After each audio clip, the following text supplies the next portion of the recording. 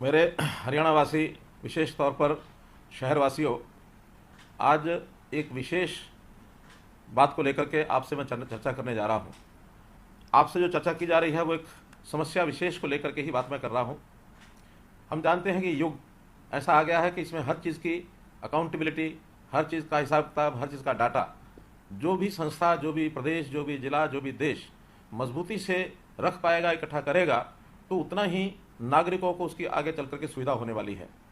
क्योंकि सेवाओं की संख्या बढ़ती जा रही है, योजनाओं की संख्या बढ़ती जा रही है, आबादी का विकास का ये भी एक प्रकार से बहुत बड़ी मात्रा में हम आगे बढ़ रहे हैं। न केवल स्थानीय तौर पर बल्कि जिला, प्रदेश, देश और अंतर्राष्ट्रीय स्तर पर भी बहुत चीज़ों का आदान प्रदान जब होता है तो उसमें हमारा जो हिसाब किताब, हमारा डाटा वो निश्चित होना चाहिए। हमें ध्यान में है कि सबसे पहले आदमियों की गिनती ये शुरू हुई, सेंसस शुरू हुआ, हर 10 साल में सेंसस होता था। बाद में हर व्यक्ति को एक पहचान दी गई, आधार कार्ड के साथ उसको जोड़ा गया और आधार से आगे बढ़ते हुए हमें ध्यान में आया कि परिवार एक इकाई है, तो हमने परिवारों की संख्या ये गिननी शुरू की और उसके अंदर परिवार पहचान पत्र, फैमिली आईडी, इसका प्रयोग करके हम काफ़ी आगे बढ़े हैं। हमारा जो ज़मीन का हिसाब है वो भी हम एग्रीकल्चर का, लैंड का रेवेन्यू रिकॉर्ड ये भी एक निश्चित मात्रा में रखते हैं। हर किसी ज़मीन का कोई ना कोई एक आईडी होता है, उसका एक नंबर होता है, उसी के हिसाब से हमारा व्यवहार आगे बढ़ता है। अब आगे बढ़ते हुए जब ये ध्यान में आया कि जो शहरी प्रॉपर्टीज़ हैं या गांव की रिहायशी प्रॉपर्टीज़ हैं, इनका हिसाब किताब हमारे पास प्राय ना के बराबर है, तो ये योजना बनी कि हमारी शहरी प्रॉपर्टीज़ उसकी भी कोई ना कोई पहचान बनाई जाए और उसको एक आईडी, एक पहचान ये दिया जाए। जो काम हमने हरियाणा में 2018 में शुरू किया, एक अनुमान के हिसाब से उस समय लगता था कि हमारी 42 लाख शहरी प्रॉपर्टीज़ हैं, लेकिन जब गिनती प्रारंभ हुई और अंत में गिन करके जब हमने देखा तो 42 के बजाय 46 लाख प्रॉपर्टीज़ निकली। और उस 46 लाख में अगर उस दो भागों में बांटते हैं तो एक भाग है कि जो हमारी नियमित कॉलोनीज़ हैं, जो अप्रूव्ड एरिया है, उसमें 36 लाख प्रॉपर्टीज़ हैं, और जो अनअप्रूव्ड एरिया है, अनियमित है, और जिसको हम ये कहें कि जो कॉलोनियाँ ऐसे विस्तार होता गया बिना किसी योजना के, अवैध कॉलोनीज भी उसको हम कह सकते हैं, उसमें 10 लाख प्रॉपर्टीज़ हैं। इस काम को शुरू करने के लिए हमने एक कंपनी को काम दिया था। अब वो कंपनी पहली बार काम कर रही थी और ये काम भी हरियाणा में भी, देश भर में सबसे पहले हमने शुरू किया। स्वाभाविक है, जब इतना बड़ा काम होगा तो उसमें कहीं ना कहीं कोई कठिनाई, कोई समस्या भी हम पहले से सोचते भी थे और वो आई भी है। बहुत सी प्रॉपर्टीज़ का जो हिसाब किताब, लेखा जोखा, उसके जो विवरण भरने की जो स्थिति थी, उसमें बहुत सी गलतियाँ पाई गई। और उन गलतियों को जब हमने पहचाना तो हमने उसका एक पहला काम किया कि जितनी भी हमारी प्रॉपर्टी आईडीज़ हैं, जो संपत्ति की हमारी पहचान की संख्या है, उनको सबको वेबसाइट पर डालें। हमने नवंबर 2022 में सभी प्रॉपर्टीज़ जो भी आईडी बनी थी वो आपके देखने के लिए, अवलोकन के लिए हमने वेबसाइट पर डाला था। और ये भी कहा था कि आप लोग स्वयं सत्यापित करें और स्वयं सत्यापित करने के बाद हमारे पास अगर डाटा आएगा तो हम उस हिसाब से आगे काम करेंगे। उसके ऊपर कोई बहुत बड़ी गति हमको नहीं मिली, तो कुल मिलाकर लगभग 1.5 लाख प्रॉपर्टी के जो मालिक हैं उन्होंने ही स्थापित किया, बाकी लोगों ने उसको छोड़ दिया। बल्कि हाँ, जिनकी गलत प्रॉपर्टी थी उनकी शिकायतें, उनकी आपत्तियां ये दर्ज होने लगी, तो उसमें भी बड़ी संख्या में लगभग 8.5 लाख, अगर ठीक मैं कहूँ तो 8,49,000 ये आपत्तियां हमारे पास आई। और उस 8,49,000 में से हमारे डिपार्टमेंट ने 5,70,000 आपत्तियों को और ठीक किया। और इन ठीक करने के बाद उस समय एक प्रावधान किया कि जिसमें विवरण ठीक नहीं है उसको रिजेक्ट करते थे। बाद में ध्यान में आया कि रिजेक्ट करने से भी समस्या का हल नहीं होगा। हमने उसके बाद उसको वापस आपके पास भेजना शुरू किया कि आप उस विवरण को ठीक करें। अब आगे से किसी प्रकार का रिजेक्शन नहीं होगा, जो भी आपत्ति होगी ठीक होगी तो उसको अप्रूव किया जाएगा। अगर आपत्ति ठीक नहीं है और आपकी ओर से कोई उसमें जानकारियां कम दी गई हैं तो आपको वापस भेजा जाएगा, ताकि आप उसको ठीक करके दोबारा से भेजें।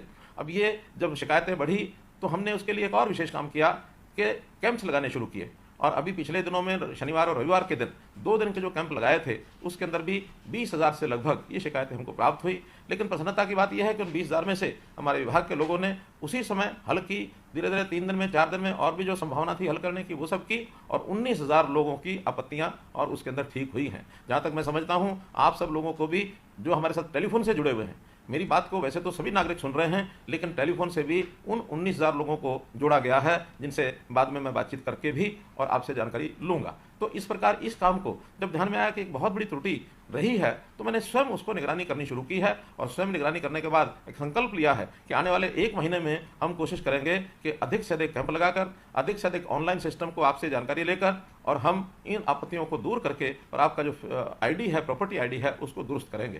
प्रॉपर्टी आईडी से हमारी प्रॉपर्टी की पहचान बनेगी। वो प्रॉपर्टी, वो संपत्ति चाहे वैध कॉलोनी में है चाहे अवैध कॉलोनी में है, हर प्रॉपर्टी को एक नंबर मिलेगा। कोई भी व्यक्ति को ये नहीं कहा जाएगा कि आपकी कॉलोनी अवैध कॉलोनी इसलिए प्रॉपर्टी आईडी नहीं बनेगी। प्रॉपर्टी आईडी हर एक की बनेगी। कोई मकान अगर कई मंजिला भी है तो हर मंजिल की भी अलग प्रॉपर्टी आईडी होगी। जिसका मालिक अलग है उसकी प्रॉपर्टी आईडी भी अलग होगी। यदि कोई प्रॉपर्टी बट जाती है, उसको दो भागों में बांटते हैं, तो उसकी प्रॉपर्टी भी दो हिस्सों में और ये बनाई जाएगी। आगे तो हम विचार कर रहे हैं कि जब भी कोई नई कॉलोनी बनती है, चाहे हमारा डिपार्टमेंट शहरी विकास, हमारा जो प्राधिकरण है हरियाणा HSVP, तो ऐसा जो HSVP के सेक्टर बनेंगे, प्रारंभ में भले ही उनके एकड़्स, जब रॉ लैंड है तो उनके एकड़ के नंबर होंगे, उसका किला नंबर होगा, उसका एक एरिया होगा, लेकिन जब प्लॉट काट करके बेचने होंगे उनको, तो वो प्लॉट काट के तभी बेच पाएंगे जब हर प्लॉट की पहले से प्रॉपर्टी आईडी बना लेंगे। इसी प्रकार कोई डेवलपर भी अगर मकान बना करके बेचेगा तो बेचने से पहले जितने मकान बने हैं उन क्रमांक के हिसाब से उसकी प्रॉपर्टी आईडी पहले बनाएगा। बाद में अगर किसी को बेचता है तो बेचने के बाद जो ओनरशिप जिसकी होगी उसका नाम उसमें बदल जाएगा। इसको बहुत स्मूथ एक सिस्टम बनाने वाले हैं। रेवेन्यू रिकॉर्ड के साथ भी इसको जोड़ेंगे। प्रॉपर्टी आईडी को खरीदार और बेचने वाला जब तहसील के अंदर जाएगा उसके साथ भी इसको जोड़ेंगे, ताकि आपकी आने वाली कठिनाइयां, जो आज तक कभी भी कोई भी व्यक्ति झगड़ा कर बैठता था कि ये प्रॉपर्टी मेरी है, ये उसकी है, कभी भी कोई अपने प्लॉट के एरिया के बाद एनक्रोचमेंट भी करता था, पड़ोसी शिकायत करता था, कभी हमारी जमीन पर दूसरा आदमी कब्जा कर लेता था, बाद में उसकी निशानदेही करानी पड़ती थी, तो बहुत से झगड़े और इसमें से उत्पन्न होते थे। अगर एक जानकारी मैं आपको दूं तो आज के समय में अगर हम अपने न्यायालयों की जांच करें, जितने भी झगड़ों की संख्या है उसमें सबसे ज़्यादा झगड़े, सबसे ज़्यादा लिटिगेशन जमीनों के विषयों को लेकर के हैं। तो हमारा अगला जो लक्ष्य है, अपना टारगेट है, उसमें जमीनों के झगड़े, चाहे वो रिहायशी जगह के हों, चाहे वो हमारे औद्योगिक प्लॉट्स के हों, चाहे हमारे एग्रीकल्चर लैंड के हों, जमीनों के झगड़े कैसे समाप्त हों, या उस जमीन में कभी भी हमको अपनी पैतृक संपत्ति के बंटवारे के नाते भी जो समस्याएं आती हैं उन समस्याओं को हम कैसे समाप्त करें। इसके लिए बहुत बड़ा एक काम है जिसको हमने करने के लिए साथ लिया है। हरसक जैसी जो हमारी ऑर्गेनाइजेशन है वो भी इसमें काम कर रही है। शहरों में ही नहीं तो हम ये गाँव में भी कर रहे हैं। गाँव में जैसा हमको पता होगा कि लालडोरा के अंदर पहले रजिस्ट्रियाँ नहीं होती थी, अब हमने लालडोरा में भी रजिस्ट्री कराने के लिए और रेवेन्यू डिपार्टमेंट को कहा है, राजस्व विभाग को, कि वो भी सबकी रजिस्ट्रियाँ करके दें, ताकि उस लालडोरा क्षेत्र के अंदर भी हम उसके मालिक बन सकें, रजिस्ट्री हमारे हाथ में आ जाए। तो रजिस्ट्री जब हमारे हाथ में होगी निश्चित रूप से ही हम उसके एक मालिक बन जाएंगे, और मालिक बनने के बाद किसी को भी बेच सकते हैं, उसकी कीमत भी अच्छी मिलेगी। हमको बैंक से भी कहीं लोन लेना है तो लोन भी लिया जा सकता है। तो इस प्रकार से ये जो विषय है ये शुद्ध एक प्रकार का टेक्नोलॉजी के ऊपर आधारित एक गवर्नेंस का एक विषय है। जो आज तक काम मैनुअल काम होते थे, मानवीय हस्तक्षेप से होते थे, उसमें बहुत सा भ्रष्टाचार भी चलता था, अब धीरे धीरे उसको सबको समाप्त करेंगे। मैं फिर से वही बता रहा हूं आपको कि इस सारे विषय में कठिनाइयां बहुत आएंगी, उन कठिनाइयों को दूर करने का काम हमारा है। हमने ये संकल्प लिया है कि जब तक एक एक चीज, एक एक कठिनाई इसकी दूर नहीं हो जाती है, तब तक मैं स्वयं इसको मॉनिटर करूंगा और आखिरी दम तक मॉनिटर करूंगा। मैं आपको विश्वास दिलाता हूं कि जो संपत्ति आपकी है उसका 1 इंच जमीन का भी आपको कहीं नुकसान नहीं होगा। आपकी संपत्ति आपको मिलेगी, आप उसके मालिकाना हक उसका लेकर रहेंगे। और इस नाते से इस काम को आगे बढ़ाने में यदि कोई आपको कठिनाई भी हुई है तो मैं समझता हूं कि नया जब काम होता है तो उस नए काम के करने में स्वाभाविक है कुछ ना कुछ कठिनाइयां, चाहे वो विभाग हो, चाहे आप और हम हो, कहीं ना कहीं कमी उसमें कठिनाई रह जाती है। तो इस कठिनाई कमी को दूर करने के लिए हमने ये जो प्रॉपर्टी आईडी का विषय शुरू कराया है, हरियाणा के सभी 88 शहरों में इसके कैंप लगाए जाएंगे। जितने कैंप में आप लोगों को जो सुविधा मिली है, बहुत अच्छा परिणाम निकला है कि इन 2 दिनों में 20,000 प्रॉपर्टीज़ की शिकायतें हमको मिली, जिसमें से विभाग ने 19,000 प्रॉपर्टीज़ का रिजॉल्व कर दिया, हल निकाल दिया। 1,000 मात्र बची हैं। हो सकता है उस 1,000 में कोई कमी रही हो, कोई डॉक्यूमेंट की कमी है, वो भी सब आपको यानी एक प्रकार से बताया जाएगा। जो काम आपके करने का आप करें।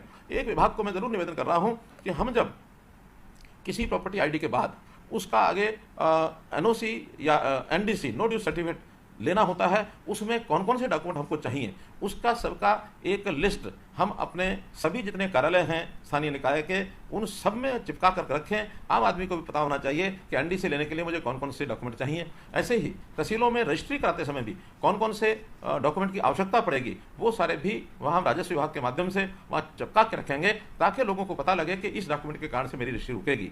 अब इन सब बातों को करने के पीछे उद्देश्य ये है कि हम लोग जो हमारी अवैध कॉलोनी बनाने का जो एक प्रचलन हो गया था उसको समाप्त कैसे करें, और समाप्त करके हमारी जो प्रॉपर्टी है वो सही और एक प्रकार की नियमित तौर पर वो रहे, कभी कल को कठिनाई हमको ना आए। अनियमित कॉलोनियों का प्रचलन बंद करने के लिए हमें थोड़ी सख्ती भी करनी पड़ी है कि अनियमित क्षेत्र के अंदर अब रजिस्ट्रियां बंद करनी पड़ी। रजिस्ट्री बंद करने के बाद अब ये भी अच्छा लग रहा है कि अब अनियमित कॉलोनियां यानी प्राय आगे नहीं बढ़ रही हैं। हाँ, पिछली जो अनियमित कॉलोनियां हैं उनको नियमित करने का भी हमने एक अभियान चलाया है, चाहे हमारा स्थानीय निकाय विभाग हो अथवा टाउन कंट्री प्लानिंग हो। अभी तक 2000 कॉलोनियों की और नियमित करने के प्रार्थना पत्र ये हमको मिल चुके हैं। इन 2000 में हमारा स्टाफ, हमारे इंजीनियर्स सब उसके अंदर अप्रूव करने के लिए उसका सर्वे कर रहे हैं और बहुत जल्दी, जैसे हमने 2016 में लगभग 700 के आसपास कॉलोनीज को अप्रूव किया था, ऐसे ही इस वर्ष में 1000 से ऊपर कॉलोनीज जरूर नियमित होंगी। धीरे धीरे अब जैसे जैसे उनका सर्वे होता जाएगा, सर्वे के बाद हम सब कॉलोनी को अप्रूव करेंगे। अभी तक एक शर्त थी कि हर कॉलोनी जिसको नियमित करना है उसका RWA का कोई ना कोई स्वरूप होना चाहिए। आज से मैं ये घोषणा करता हूं कि हम RWA की आवश्यकता नहीं रहेगी। कॉलोनी का यदि एक व्यक्ति भी और कोई आकर के अपनी एप्लीकेशन देता है कि हमारी कॉलोनी अनअप्रूव्ड है, उसको अप्रूव किया जाए, उसका भी सर्वे कराया जाएगा और सर्वे करा करके और हम आगे बढ़ेंगे। इन सब बातों को करते समय एक बात ज़रूर आपको मैं कहना चाहूँगा कि कई बार इस प्रोसेस में गलती हो जाती है। गलती होना कई बार मनुष्य के हाथ में नहीं होता, लेकिन गलती और गलत इसमें बहुत थोड़ा अंतर है। गलती और गलत में भले ही एक ही मात्रा का अंतर है, लेकिन इसके अंदर बड़ा जो अंतर होता है वो होता है नियत का। हमारी नियत गलत करने की नहीं है। हम किसी भी तरीके से हम आपको सुविधा पहुंचाने के लिए ये सब काम कर रहे हैं और इस पर काम करते हुए पूरी निगरानी से इस काम को किया जाएगा। अभी विश्लेषण करते समय ध्यान में आया कि बहुत से प्रॉपर्टी होल्डर्स जो उन्होंने अपना रिकॉर्ड दिया हुआ है म्यूनसिपैलिटीज़ में, वहाँ उनका एड्रेस, नाम, पिता का नाम ये तो हैं, लेकिन कईयों में फ़ोन नंबर्स नहीं है। मैंने आज ही विभाग को निर्देशित किया है कि फ़ोन नंबर इकट्ठा करने के लिए जहाँ जहाँ नहीं है वहाँ घर में जा करके उनके चाहे फ़ोन नंबर लेकर के आएँ, चाहे फैमिली ID लेकर के आएँ, लेकिन एक बड़ी फोर्स लगभग 1000 आदमियों की अगले 1 महीना काम करके और ऐसे जिनके फ़ोन नंबर्स नहीं हैं उनका घर घर जाके सर्वे करके उनको फ़ोन नंबर्स लाएंगे, ताकि आपको इन सब कामों के लिए आगे कोई भी चीज़ कठिनाई उसमें ना आए। तो इस प्रकार से इस काम को करने में हम लोग आगे बढ़ें और मैं समझता हूं कि एक बड़ी समस्या को झेलते हुए, इसका हल करते हुए हम भी आगे बढ़ रहे हैं। 1 महीने के बाद ये सब समस्याएं हल हो जाएंगी, ताकि जिस व्यक्ति की प्रॉपर्टी ID नहीं बनी है प्रॉपर्टी ID बन जाए, और जिसकी ID बन गई उसको अगर कहीं उस ज़मीन का व्यवहार करना है, बेचना खरीदना है, तो उसको NDC का एक सर्टिफिकेट मिल जाए। टाउन कंट्री प्लानिंग से जब कॉलोनी हमारी अप्रूव हो जाएगी तो उनको NOC मिल जाए, तो NOC NDC मिलने के बाद हम अपनी ज़मीन का व्यवहार कर पाएंगे। भले ही आज तक इन चीज़ों का ध्यान नहीं किया गया था, लेकिन बदलते हुए इस युग में हमें जैसे हर एक चीज़ को बहुत एक सिस्टमेटिक करना है, ताकि आने वाली पीढ़ी को भी हमारी इस प्रॉपर्टी के कारण से जो कठिनाइयाँ हमें आ रही हैं वो उनको ना आए। इस उद्देश्य को लेकर के इसको काम को हम कर रहे हैं। आपके सामने एक विषय रखा, आपने इसको सुना। बहुत बहुत धन्यवाद।